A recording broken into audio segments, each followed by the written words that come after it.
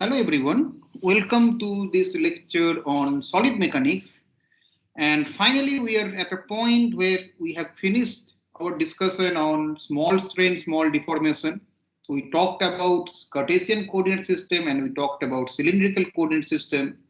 And in both these coordinate system, when we were considering or assuming the strain and deformation to be very small.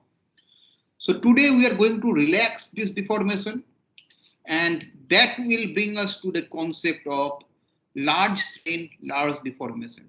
Now before I start, I will request you to be very open-minded today, because many of the definition, or at least the definition of strain, is going to change. So you know that by definition strain is change in length by initial length. Even when we consider shear strain, that is change in angle, but that can also be represented as change in lateral strain by the actual length in the longitudinal direction. So this definition is going to take a hit today. These definitions are no longer valid. So strain is not change in length by actual length. You will realize strain is something much bigger, much abstract, and you cannot limit the idea of strain by thinking about change in length by actual length. Yeah, change in length by actual length is one of the way of defining strain. But there are other definitions of strain as well, and we will see that today. Okay. But the good thing is many portion of large strain, large deformation has already been covered in the lecture without your explicit knowledge. So I did not mention about this thing, but I covered those. And that will become clear in a short while when I share my screen. And as soon as I start the lecture, you will realize that, okay, these are things that I know. Okay. So let us do one thing. As always, let me share the screen and then we will start with the lecture. So, okay. So I have shared the screen now. I hope my screen is visible to everyone. Okay. So you remember when we discussed strain, we talked about initial configuration or reference configuration, and we talked about the deformed configuration. Well, that is actually coming from the definition in the large strain, large deformation. So that is what we generally do when we are talking about large strain, large deformation. You will rarely find those kind of things when you are talking about small strain, small deformation in the book, right? So let us start. So let me say we are back to the Cartesian coordinate system. So X, Y, and Z, right? And then let us say this is my initial and arbitrary body, which is the reference frame. And this is the same body, but now it has been deformed. And this is the deformed configuration. Now, if we have a point here in this body, and this is, let us say, the corresponding point in these are same things, we have discussed this earlier, corresponding point in the deformed configuration. So we denote this initial configuration by capital X, the small configuration by small x. And if you remember, we wrote that small x is equal to f of capital X. You remember? So basically for one point on this reference frame, there is a point on the deformed configuration. So this is basically a vector valued function. We discussed that, but this is also giving us a one-on-one mapping. So this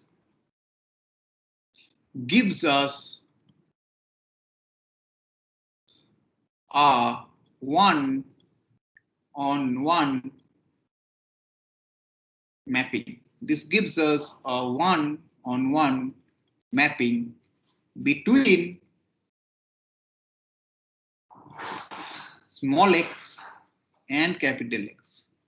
And also this is, since it is giving a one-on-one mapping between small x and capital X, this function is also in this case invertible. So you can write that capital X is equal to f inverse small x.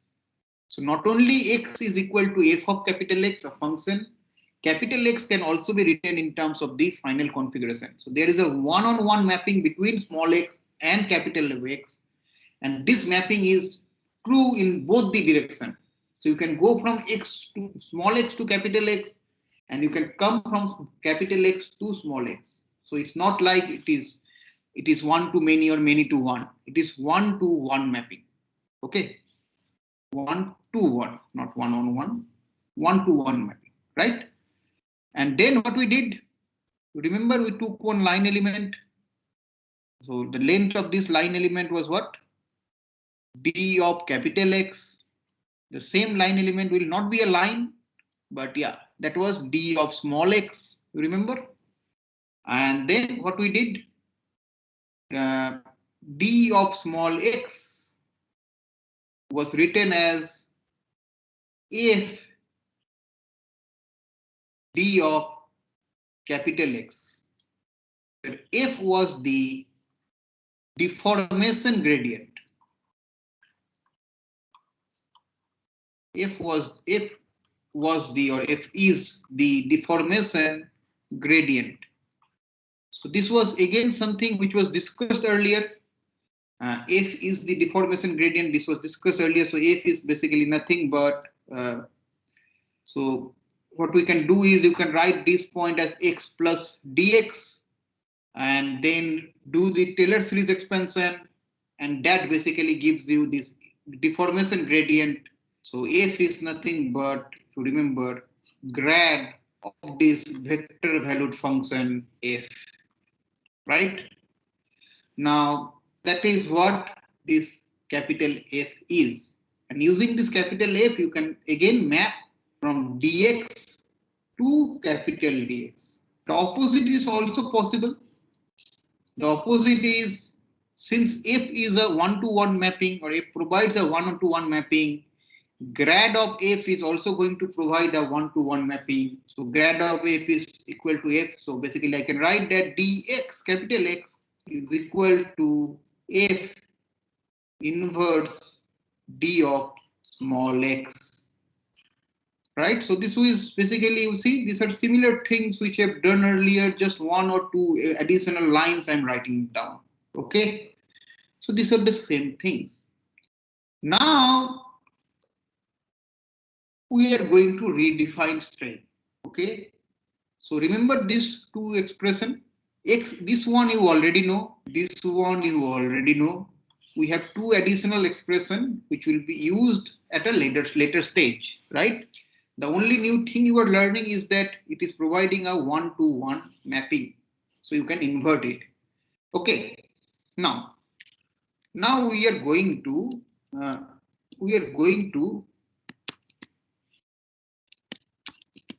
redefine strain. So what is strain now?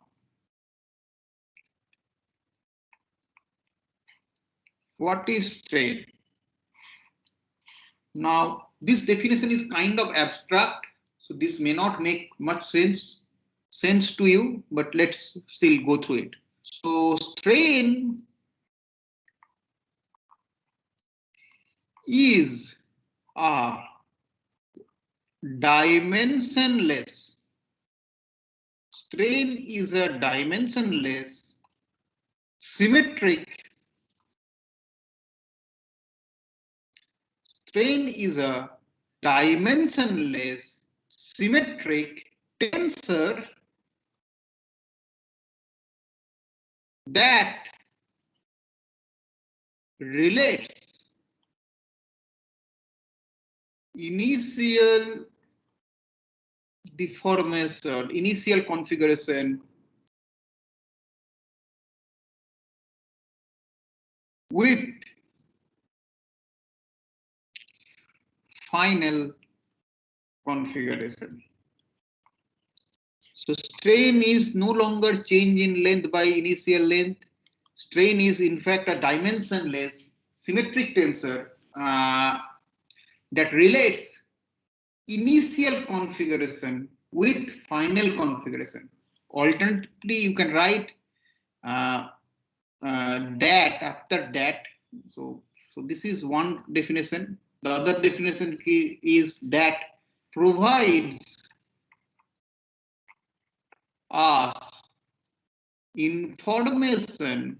Strain is a quantity that provides us information on the deformed configuration. So you see, the definition you knew all along is not the definition. That is a very special case. The definition is much more abstract. So this is kind of an abstract definition and much more broad. Obviously, the definition you know also fits into this definition. But again, this is not the only definition, or that is the one you know is not the only definition.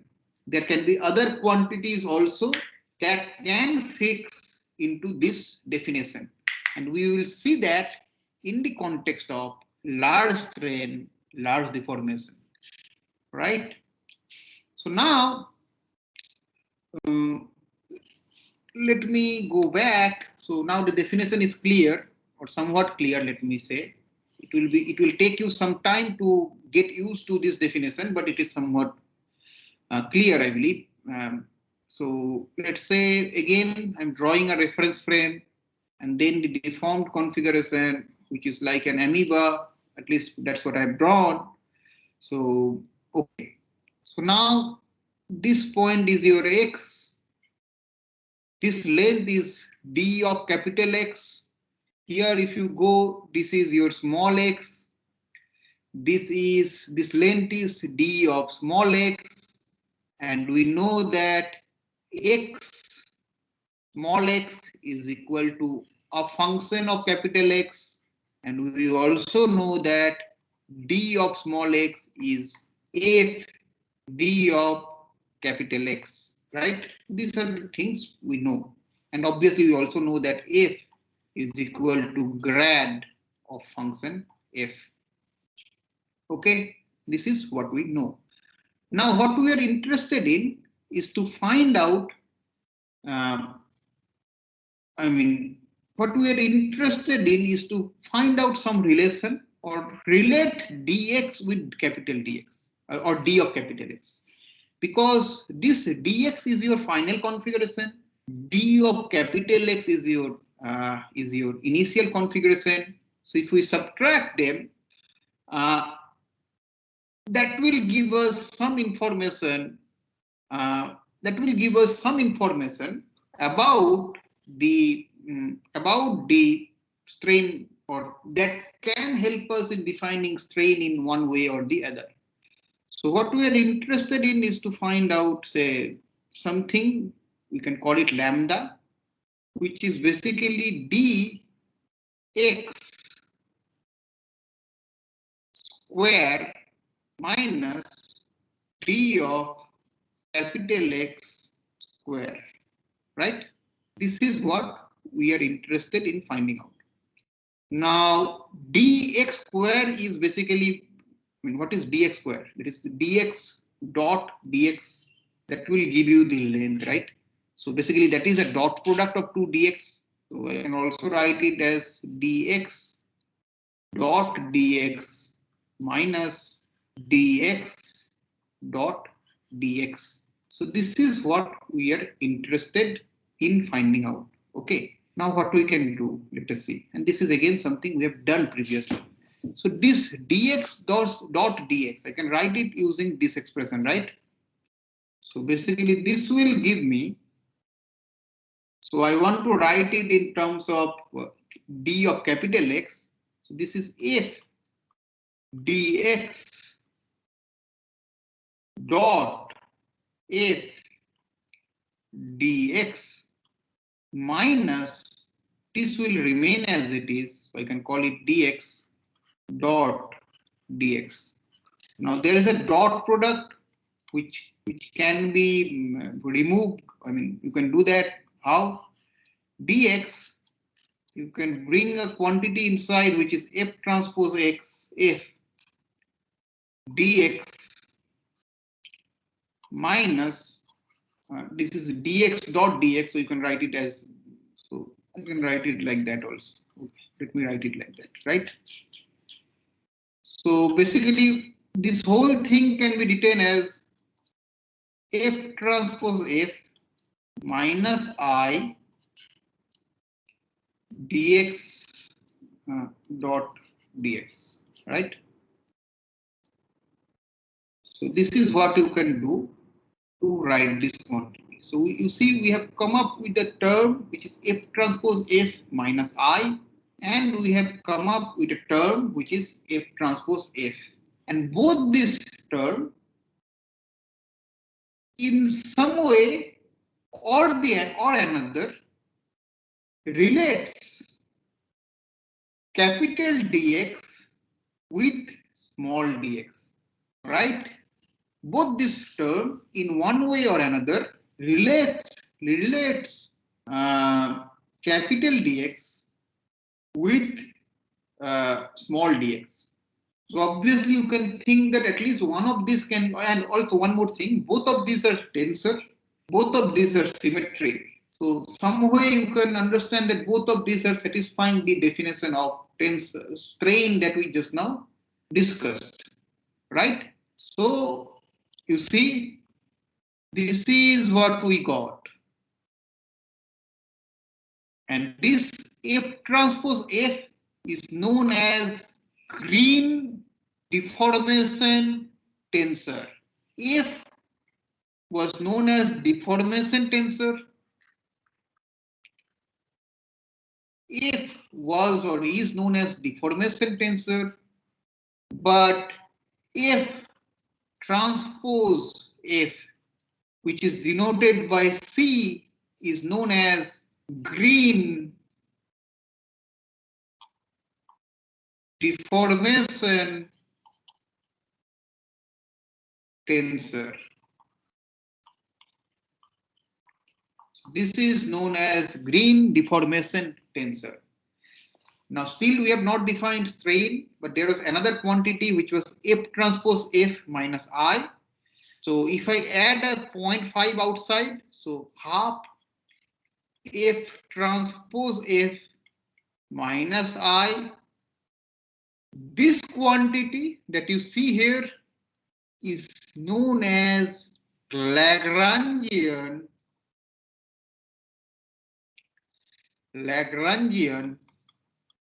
finite.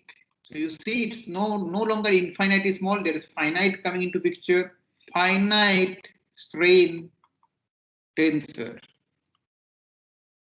right? So this is F transpose F is known as Lagrangian finite strain tensor. Not F transpose F, but F transpose F minus I.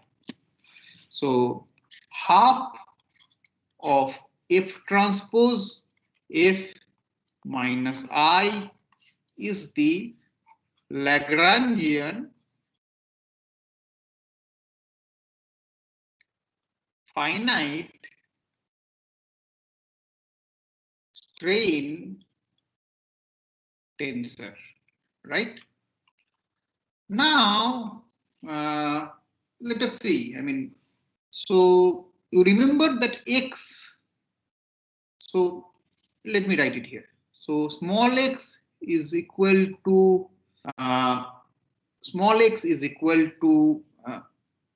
f of capital X, right? And then X is the vector representing the final position.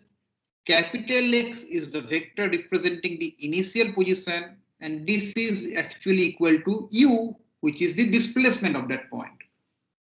Now, if you write this one as, you can write this one as if X is equal to X plus u, take gradient. So gradient of fx is nothing but f. Gradient of x with respect to x is going to be y, and gradient of u is going to be grad of u. Now this is not new. This is something we have already seen when we were discussing infinitely small tensor, right? Strain. So now this quantity I can go and substitute it here. So let us see what we get. So substituting equation 1, let me call it equation 1. Okay. So substituting equation 1, what do we get? Half, and then you have I plus grad u transpose, and then I plus grad u minus I. And when you do this calculation, what are you going to get? You will get 1I, 1 grad u, 1 grad u transpose, and plus 1 grad u transpose, and then minus I. So this I and I will cancel out, and you get this as your strain displacement relation for large strain, large deformation. So this is your strain displacement relation for the Lagrangian finite strain. Make no mistake, this will change if I change my definition. But at this point, let us stick to Lagrangian finite strain. So this is strain displacement relation for Lagrangian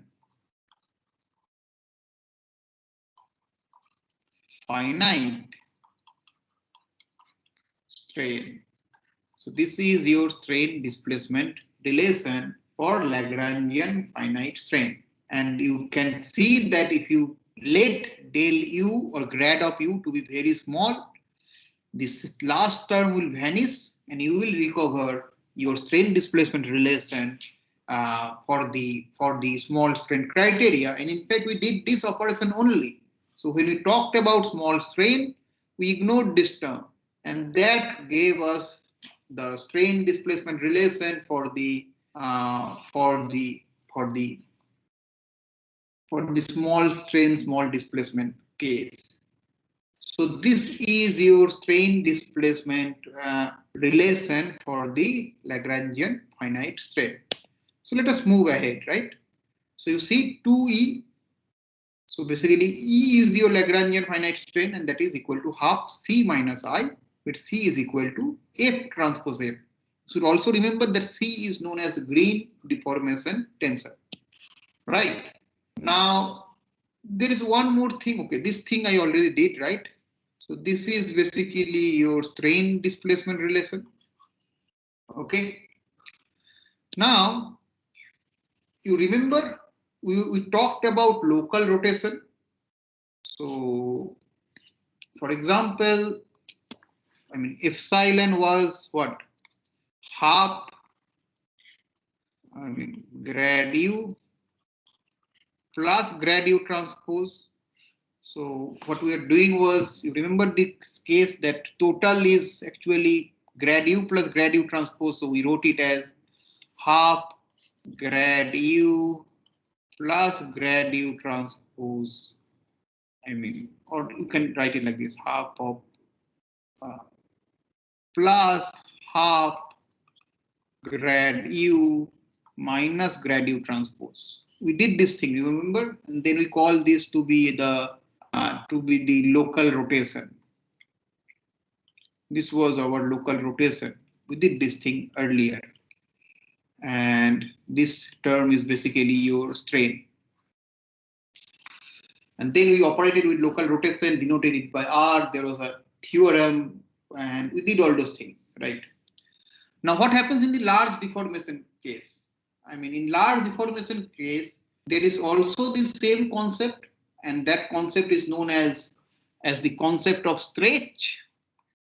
So there is the concept of stretch, and there is the concept of rotation. And you can think of it in actually two ways, right? You can think of it in two ways. So let us see how you can think of it. So, okay. So you see, you have an undeformed body here. So this is the undeformed configuration. And then you have your x, y, z or x1, x2, x3 coordinate system. Now two things can happen actually.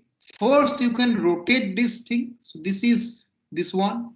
So this body is undergoing a rigid rotation. So this is rigid rotation. And then what you can do is you can take your rotated body. So that was a rigid rotation part and then deform it. So V is basically the part where it is undergoing the deformation, right? So in that case, if I have to go from this one to this one, which is the total strain, you can think of it like that. So total strain is actually equal to your rotation plus the deformation, right? Not deformation, I mean plus the strain part, where there is only change in length but no rigid body motion. So what I can do is I can write Vf to be equal to V times R. So which means F is undergoing a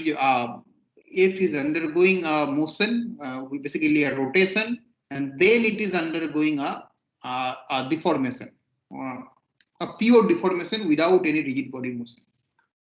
And then the opposite can also happen. So in the opposite case, what will happen? First, I will deform it, and that is basically now U. And then once I have deformed it, I can rotate it, and that is now my R. So this will also be equal to R times U. And obviously, your V and U are going to be actually same. So there is no difference in this V and U. So there are two ways of doing this. So you can either rotate it first and then deform it, or you can deform it first and then rotate it, right? And remember that R is a rotational tensor. And for a rotation tensor, so R is rotational tensor. And since R is the rotational tensor, for any rotational tensor, there is a property. And the property is if you take transpose of R, that is going to be equal to inverse of R. So R inverse is nothing but R transpose.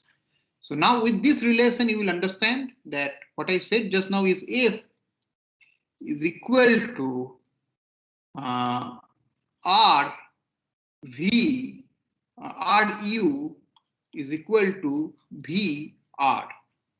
Now let us say I want to find out V. So V is what? So if you try to find out V, I mean you can take the inversion, and that will basically give you, I mean you will recover V to be equal to U. Okay. And that is only happening, although the order is different, that is only happening because this property holds. Okay, so now there is one more property, and that property is any deformation tensor or any strain tensor should be represented in terms of this deformation, which is the pure deformation. So can we do that? So let me explain it in a little bit more clarity. Let me explain it with little bit more clarity. So this E, which is the Lagrangian finite strain, is equal to half F transpose F minus I. But this F is actually equal to, or F is actually having the rotational component and also the deformation component. So this is the pure rotation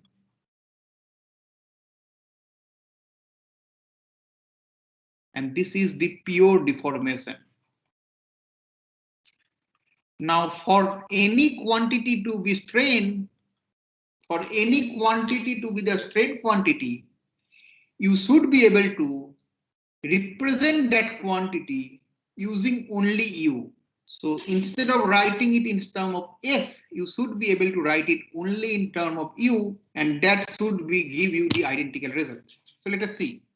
So E is equal to half F transpose F. So what I can do is half, instead of F, I can write RU transpose RU minus I. And then what I can do, so RU transpose will become U transpose R transpose RU minus I. Now we know that R transpose is equal to R inverse because R is a rotational matrix, and therefore what will happen? This will become U transpose, and then you will get here R inverse R, which is identity matrix. So you can remove that. So U transpose U minus I. So this makes this one a valid strain measure. So this proves that your Lagrangian strain tensor or Lagrangian finite strain tensor is a valid expression or valid quantity for strain. That is what this things proves. Okay, so this proves that this is a valid strain measure, right? So okay, now we are going to go into another definition of strain, which is known as Eulerian strain tensor. Now this will be done in a small, or not in much details, because not what we are talking about is large strain, large deformation, and large strain, large deformation is itself a course. So there is much to learn about Lagrangian finite strain. There is much to learn about Eulerian strain tensor. I know at least one student in this class who has taken the course on advanced elasticity, and I'm certain he has already learned about this thing. So the next thing is we are going to talk about another strain tensor, and that is Eulerian strain tensor. So we talked about Lagrangian strain tensor, and that is E is equal to half F transpose F minus I. And one important thing which I will be referring to is that dx is equal to F dx. So you see this capital F, it maps your final configuration to the initial configuration, right? So that is what this thing is doing, and this is known as material representation. This is known as material representation also, because whenever you are writing something in terms of the initial reference frame, that is known as material representation. Now Euler strain, or which is also known as Euler-Almansi strain. So this is also known as Euler-Almansi finite strain. This Euler-Almansi finite strain, this does something different. So Euler-Almansi finite strain, what it does is it relates everything in terms of the spatial representation. And when I say spatial representation, that means I'm going to represent everything in terms of d of small x. So let us see what we are going to do. And this is going to be very simple actually. So you remember lambda square was dx square minus dx square, something like this. And what we did was we represented dx in using this representation. So now I'm going to do the opposite one. So this will remain as it is. And instead of writing d of capital X, I'm going to write f inverse dx. Now, if you write it in the dot product form, this is dx dot dx, and this is going to be f inverse dx dot f inverse dx, right? And Now what I'm going to do is kind of obvious to you. I believe dx dot dx will be as it is. This one, I'm going to open this bracket and that will give me dx. And then you will have f of minus t times f of minus 1 dot dx. So what is this f of minus t? That is something important. So f of minus t is f inverse and then you do a transpose over that. That is represented as f of minus t, which is f inverse transpose. You do inverse of f matrix and then do the transpose.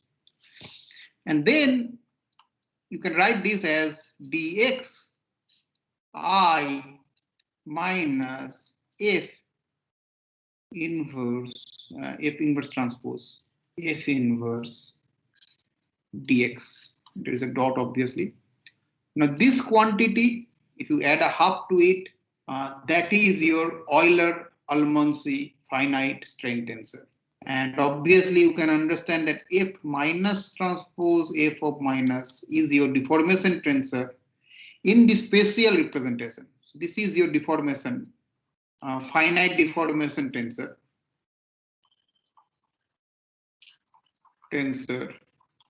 And half of I minus f of minus transpose f inverse is basically your Euler strain tensor or Euler-Almonsy finite strain tensor. So you see, we write it as small e, and this is your Eulerian deformation tensor, as I just now said, and 2e is equal to I minus small c. So e is equal to I minus c, and then you provide a half outside, right? So this is what it is at this point. Now, obviously, we need to find out the relation with the deformation as well. So let us try to find out the relation with deformation, like strain displacement relation. So let us see if we can find out this one, right? So we know that x is equal to f of capital X. And we also know that, okay, we'll do it later. So x is equal to f of capital X. And what we want to do is basically nothing that difficult. We define u, and u is nothing but x minus x, right? Now using this relation, I can write it as x minus f inverse of x. And then if I do grad, and since I'm doing in the spatial coordinate, this grad now is with respect to small x. So if I do that, it will give me grad u is equal to I.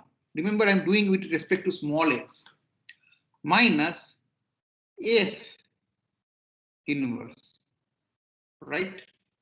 Grad u is equal to I minus f inverse, right?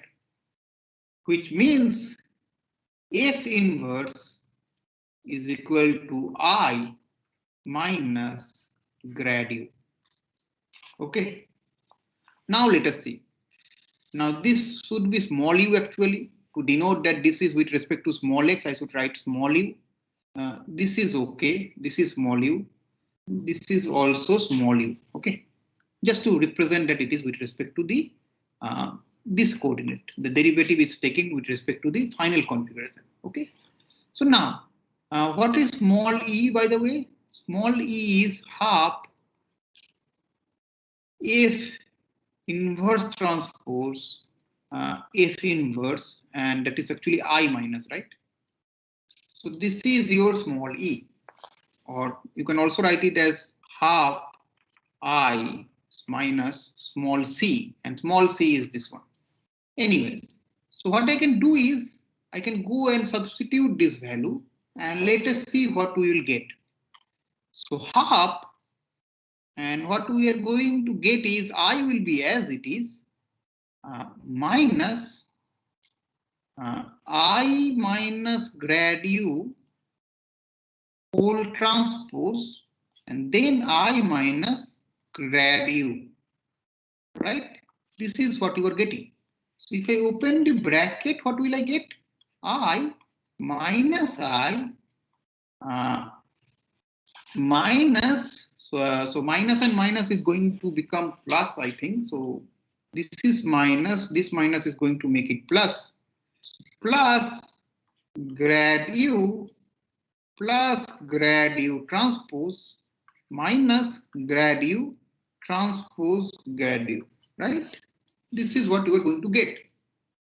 Now this will cancel out and you see what you get, half grad u plus grad u transpose minus grad u transpose grad u.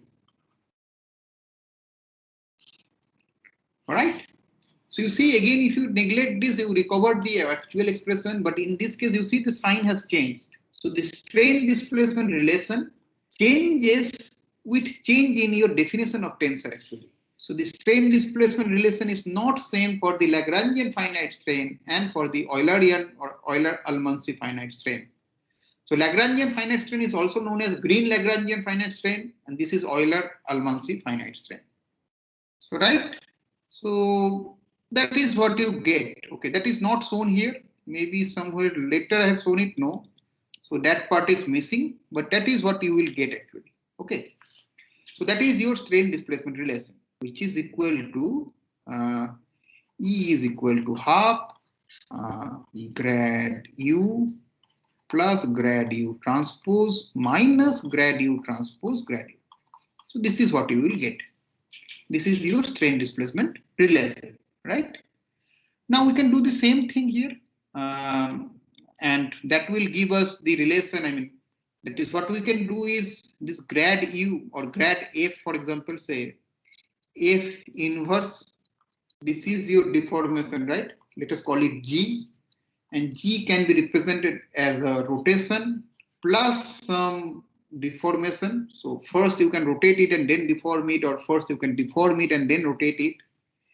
And if you do that, you will see that another way of representing E is basically half I minus grad U. So C is F inverse, so this will become grad U inverse transpose grad U inverse, right? This one, or like this. So that is another way of representing Almansi Eulerian or Eulerian Almansi strain. Now I talked about only two types of strain. One is Eulerian strain, one is Lagrangian strain, but there are other forms of strain as well. So one obviously is B is equal to U minus I, and this is the strain. So while defining strain, I talked about that this has to be symmetric. Well, that is not always true again. So I'm again changing the definition. You see, in this case, this is a strain which is not symmetric, right? This is not a symmetric strain. And again, you can write there is Henke strain or log strain or true strain, and that is defined as a log of U with respect to base E. So you can also write it as ln U. So again, that is another way of defining strain. So one is, so we talked about four. So this one we discussed, right? The other one which is not written here is U transpose U minus R. So this and this one is actually symmetric.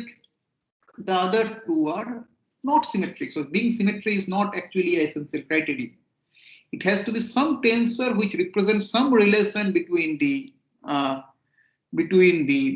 stress and strain. Basically, that's it. Okay. Yeah, not a stress and strain. Sorry, that represent for some relation between the initial configuration and the final configuration. Okay. So some particular things about strain tensor. I talked about this thing while going through this lecture, but it is important to discuss about this again. So these are different tensor. You don't think that I am representing about small x and capital X, so this can be same. So these two are different tensor. So these two tensors by definition are different. One is the material description, which is this one, and the other is the spatial description. But they are not description of the same tensor. You will not get the same result using these two things. They are different things. And these are some definitions which are like, for example, Green-Lagrange strain tensor is inherently obtained in the material description. So that is with respect to D of capital X. And this is obtained in the spatial description, which is D of small x. Now here is one example. So you have been asked to find out the strain tensor in the material and spatial description, right? So the idea is same. If you have x, you can do grad of x, which will basically give you f. And then from there, what you can do is basically found out the f tensor. And once you find out the f tensor, you can use it to find out e and small e. Now this is your homework, so I'm not going to solve it, but it is actually simple, right? So we'll stop here. This is it for large strain, large deformation. So you must have understood that this is nothing new. These are things which I've already discussed, but now we are looking at it from a different point of view. Like F was already discussed. I could have told at that point only F transpose F is the green strain tensor, but that was not needed at that point of time. That is needed now, so I'm defining it now. So I'll stop here, and then we will meet again in the next lecture where we'll talk about failure theories. Okay. So thank you.